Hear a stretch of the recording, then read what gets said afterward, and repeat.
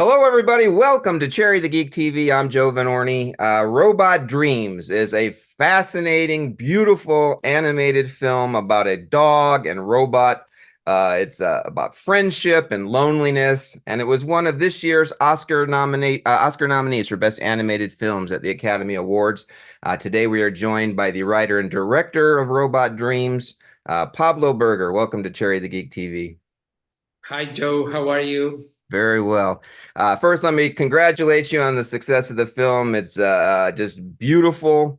I can't say enough good things about it. It's based on a graphic novel by Sarah Varon. When did you first read the graphic novel Robot Dreams, and what was it about that graphic novel that kind of sparked your imagination and said, this is something that I want to make into an animated film? Well, the first thing that attracted me was that it was dialogue free, and I had made already a movie 10 years ago that didn't have dialogue that is called Blancanieves. And I was looking for a project that it could have the same dialogue free experience, like to write with images. So when I read it, it blew my mind away, especially the end. The end really moved me so deeply, brought me to tears. And the themes of the book, friendship, relationship, the fragility, how do we move on after like a mourning of a loss. So, it had all the elements that attract me as a storyteller. There was only one difficulty. I had made 3 films before Robot Dreams, and they were all live action. I had never made an animated film, so that was the challenge. Yeah, I want to talk to you about that. Come from a live action background. You didn't go to animation school. When you dive into this and you start making an animated. No, it's my experience comes from So when you dive into this and you start making an animated film, were there any challenges or surprises that you discovered? Were there things that you went into it and you said, "Oh, I'm not worried about this element of making the film," and then something came up like, "Oh, I wasn't expecting this. This was a challenge. This was a surprise."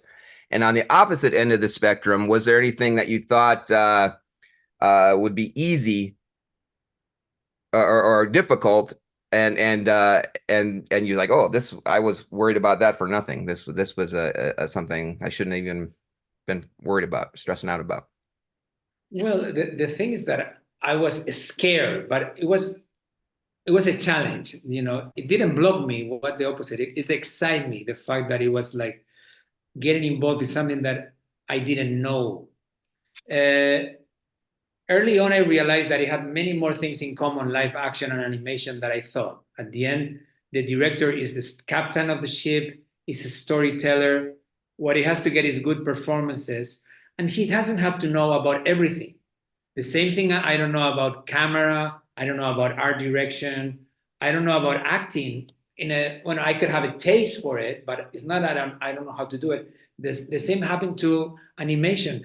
I didn't have to know how to animate.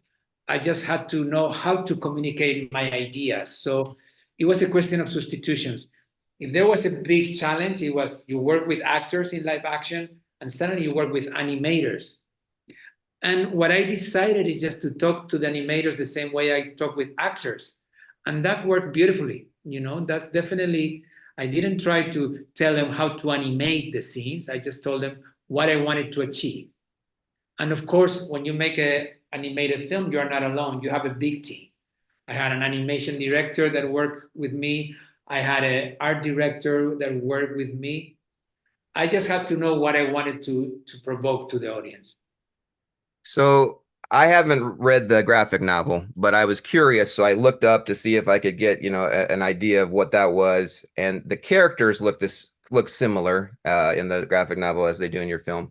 But the one thing that your film does different is the backgrounds are very enriched, right? The very rich backgrounds, detailed oriented background, New York City, the pier, yeah, the beach.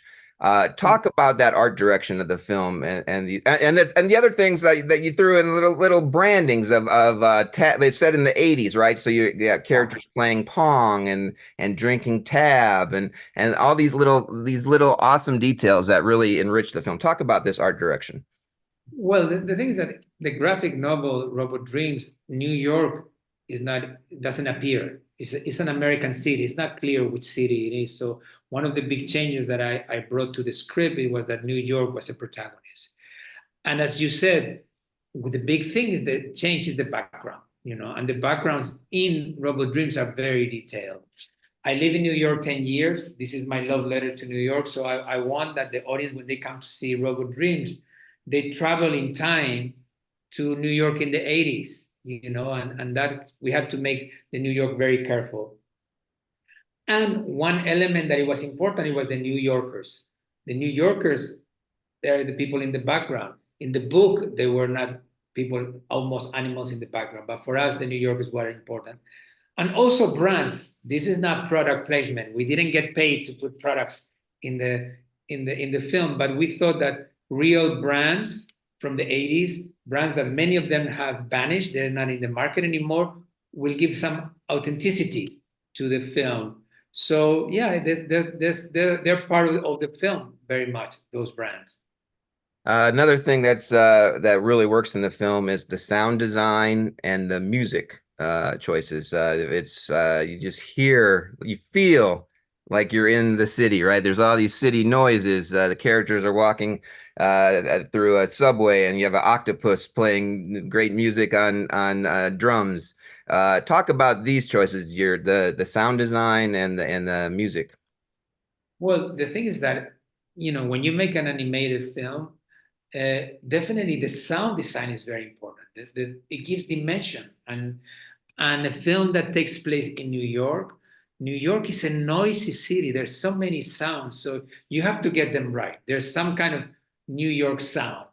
And there's like all kind of alarms, could be fire department, police, car alarms. So definitely that's that part, or even the motors. But it had to be 80s.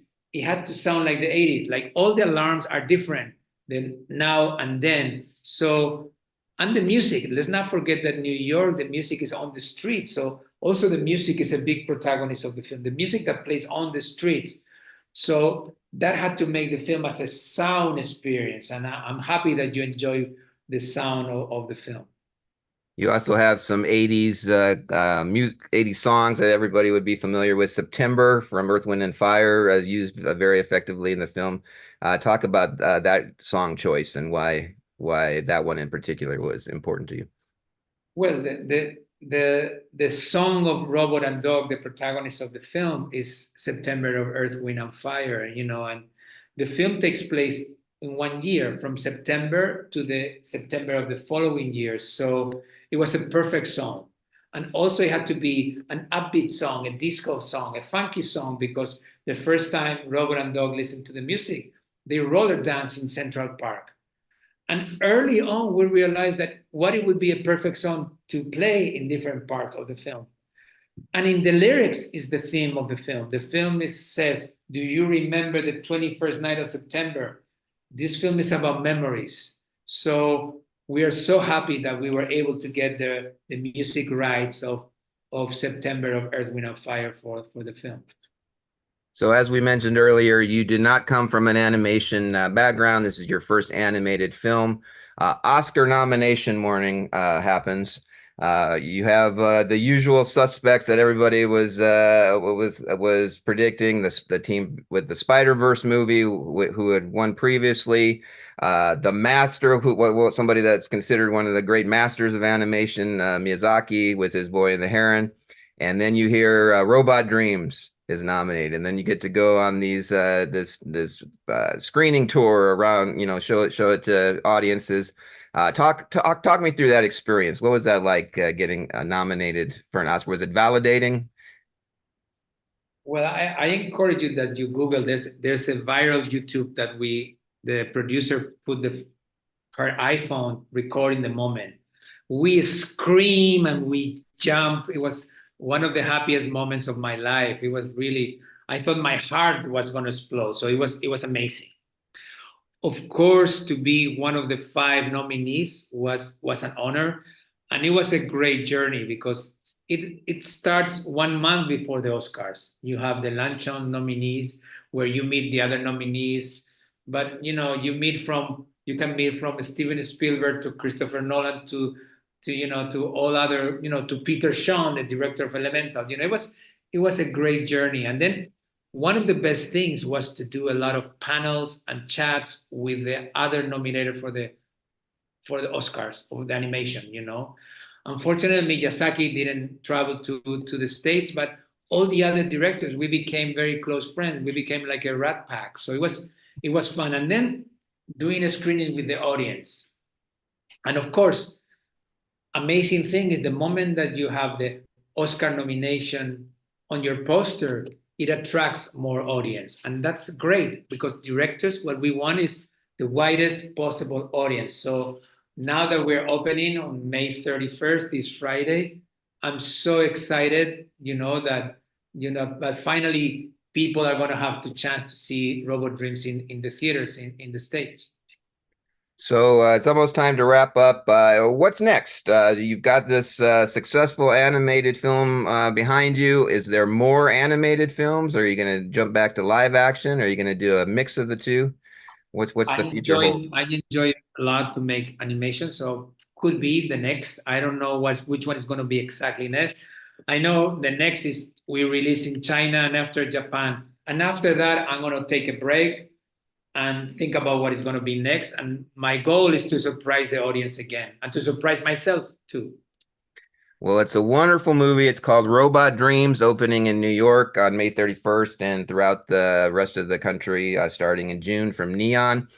Uh, Pablo Berger. I implore everybody to see this. If you love movies, if you love animation, if you love robots and or dogs, go see Robot Dreams in a theater with an audience. You won't regret it. Pablo, thank you so much for chatting with us today on Cherry the Geek TV. Thank you, Joe. It was a pleasure to chat with you.